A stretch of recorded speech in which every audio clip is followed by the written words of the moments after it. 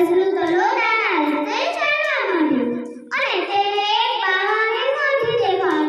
મઢીમાં તો પેંડા લાડવા એવું બધું હતું. એ તો ખાવા માંડ્યું. એને તો બહુ ભૂખાથી ભૂખ લાગી હતી. તારે તો બાહુ આવી ગયો. એ બાણા ખોખરાને બોલ્યો, મારી મઢીમાં કોણ છે?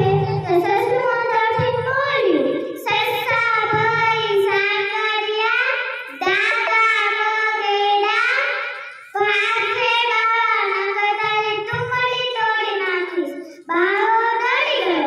તે મૂકીને બોલાવનાર પટેલને બોલાવ્યો. પટેલ કહે, બાવાની મઢીમાં કોણ છે?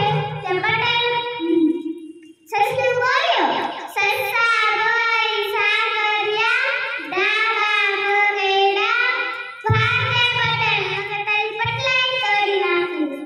પટેલ ડરી ગયો. તે મૂકીને બોલાવનાર મૂકી કહે, બાવાની મઢીમાં કોણ છે?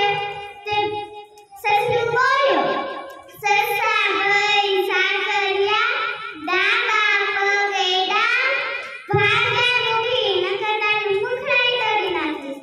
તે મૂકી ડરી ગયો. તે ગામ લોકોને બોલાવ્યા.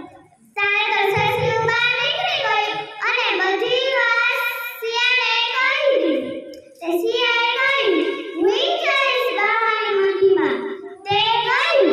તે ગામ લોકો બોલ્યા. તે બોલ્યો, ગામ લોકો બોલ્યા, બાવાની મઢીમાં કોણ છે? તે શિયાળ બોલ્યું, શિયાળ ભાઈ સાકરિયા, દાદા બગેડા, ભાગે ગામ લોકોના તારી ગામની તળી. તે શિયાળ